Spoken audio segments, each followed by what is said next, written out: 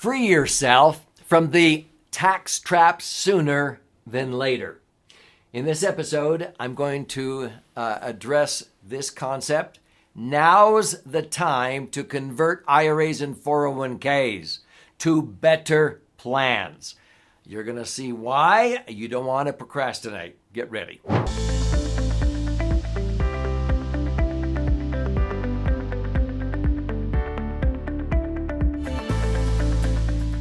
So my name's Doug Andrew, and I've been a financial strategist and a retirement planning specialist now for more than 48 years.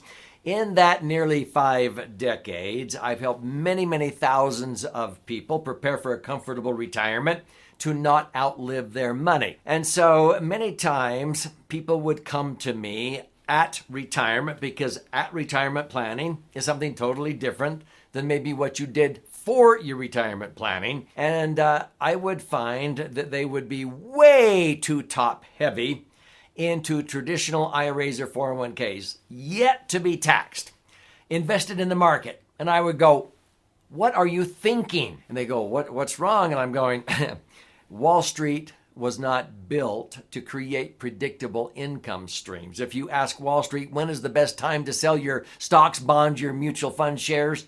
They will say, never. If you ask Wall Street, an asset manager, to create illustrations of predictable cash flow or income, they will be very hard-pressed to do it. If they do, they're usually restricted to a 4% illustration. They do not want you to pull out any more than 4% a year out of your IRAs and 401ks invested in the market. Why? Because Dalbar, who has studied investor behavior, says that the average retiree in America is only earning 3.49%.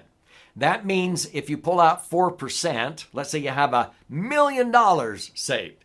That's only $40,000 a year. That's pretty pathetic, right? $40,000, you pull out $40,000, but you're only earning $35,000. You're going to slowly deplete that nest egg, but not before your LE. LE is life expectancy. And so they restrict you to the 4% rule. If you pull out more than 4%, you have to sign a waiver that you will not sue them for you outliving your money. That's called the 4% rule. Now, I think that's pretty pathetic. And so my favorite vehicle, which I call the laser fund, generates usually between 8 to 10% payouts and has done for over 40 years, which means that same $1 million nest egg can generate $80,000 to $100,000 a year of tax-free income for as long as you live, even if you live to be 120, without depleting your principal. Now, how much more is $80,000 than $40,000? Don't say 40. It's 100% more. It's double the income, and it's tax-free. Whereas $40,000 coming out of a yet-to-be-taxed IRA or 401k, even in a 25% bracket, is only netting you 3% or $30,000. Unfortunately, a lot of these asset managers charge a 1% asset management fee or more on that million. That's another $10,000. If you subtract taxes and fees, your $40,000 is only netting you 2% or $20,000. That's pretty pathetic. If you could get $80,000, it's 4 times $20,000. This is significant, so listen close to what I'm about to teach you. Years ago, and this may date me, I'm 69 years old, you may know about a Fram and Autolite commercial they had on TV where an automobile mechanic would stand up and he would hold up Fram oil filter. And he would say, now you can either pay me now and I'll change your oil filter in your car, or you can wait and pay me later and I'll replace your engine. Now, when we relate that to people's retirement savings like IRAs and 401ks, the same thing applies. You can either pay the taxes now, which are far less because your current tax bracket is likely the lowest bracket you'll ever be in.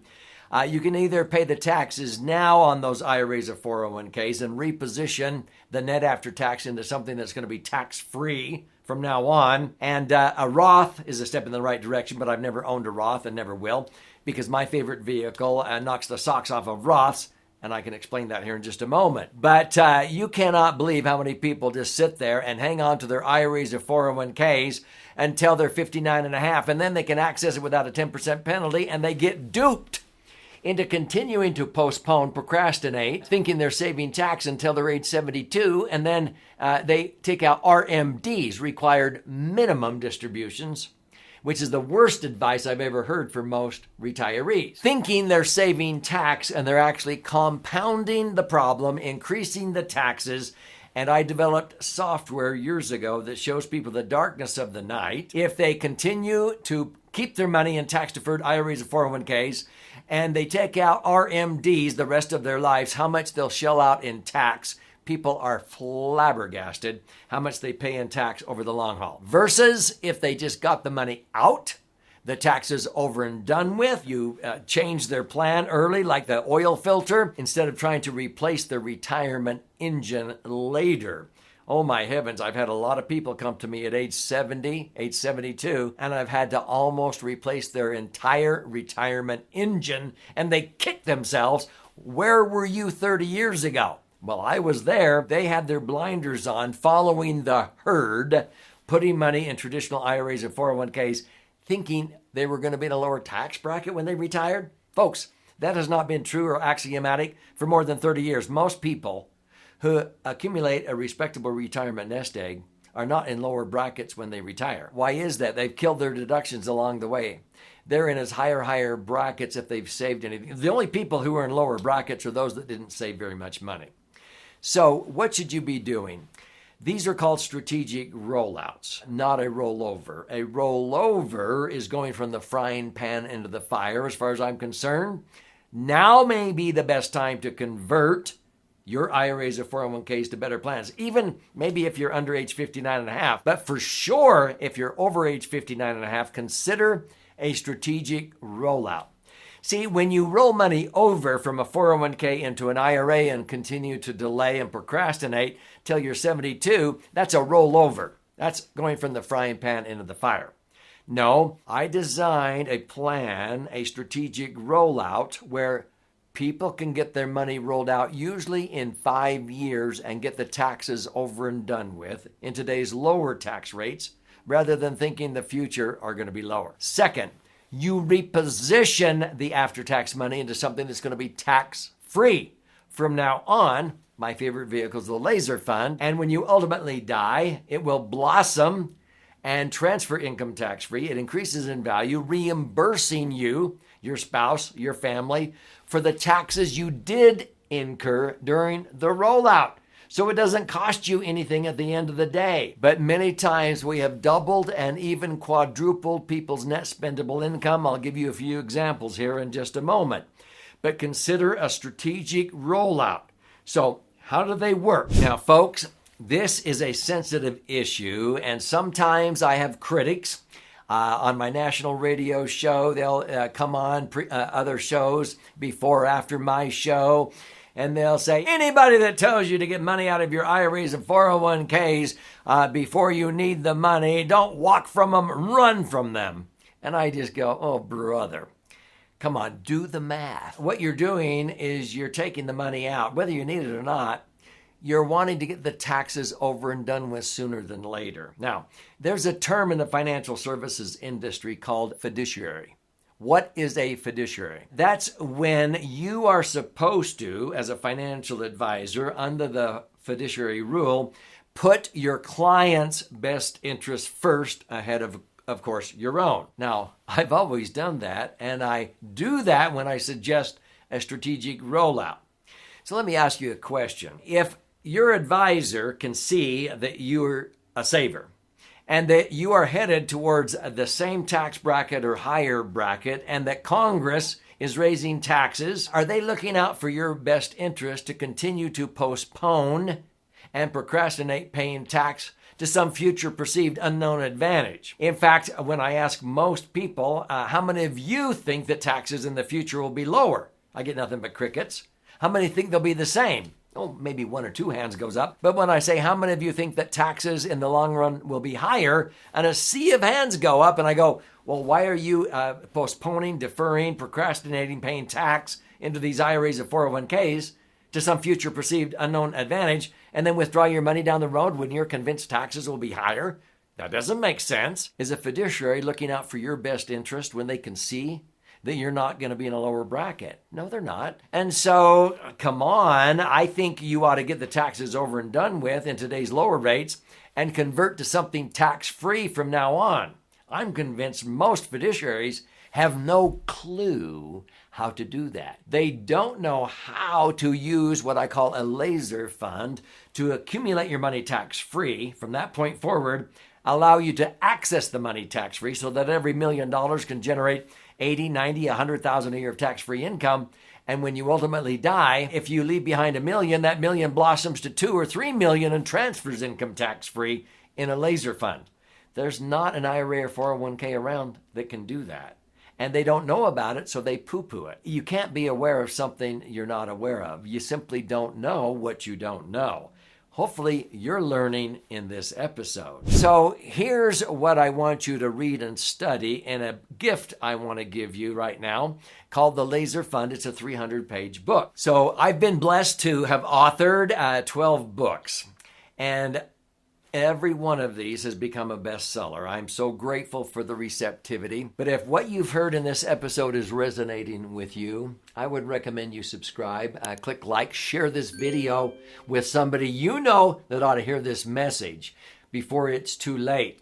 But if you subscribe to this channel, click the little bell. Then you'll be notified every time I post an episode like this, which I do almost on a daily basis.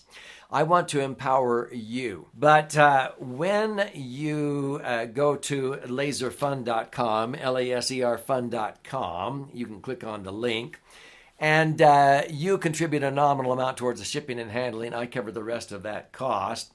And I'll fire out a hard copy of this 300-page book to you. Now, this is 2 books in one. This white-covered side is about 200 pages, 14 chapters with all the charts and graphs and explanations, if you're a left-brain learner. If you're a right-brain learner, you flip the book over to this one. And this is about 100 pages, 12 chapters with 62 chicken soup for the financial soul stories. Now, there is a chapter in here that addresses strategic rollouts. When you read these stories and you study the charts on this side, you're going to see examples of school teachers. I can think of a husband and wife. We saved them $250,000 of unnecessary tax doing a strategic rollout from their 403Bs and their 401ks and their TSAs. I think of a real estate landlord guru. We saved him $750,000, getting his money out of those IRAs and 401ks and into a portfolio of laser funds. There was a story of 2 physicians, both the husband and wife were physicians. They saved $4.6 million. And if they strung it out based upon their advisor's advice, doing stretch IRAs, 401ks, and taking RMDs, they were going to pay $2.6 million in tax. Their advisor and their CPA said, they can afford to pay $2.6 million. I go, well, let's ask them. I said, I can't save you $2.6 million. It's too late. But I could save you $1.2 million. Would you like to do that? Absolutely. They redirected $1.2 million of otherwise payable tax to what we call their family bank that is now funding college tuition, military, religious missions, humanitarian missions for their kids and grandkids into perpetuity. We took a California couple from the highest tax bracket in 5 years to a 0% tax bracket. The stories are here in this book. Claim your free copy, and when you go in, there are also options to listen and learn and watch and learn. But go to laserfund.com, click on the link below, and here is to your brighter future.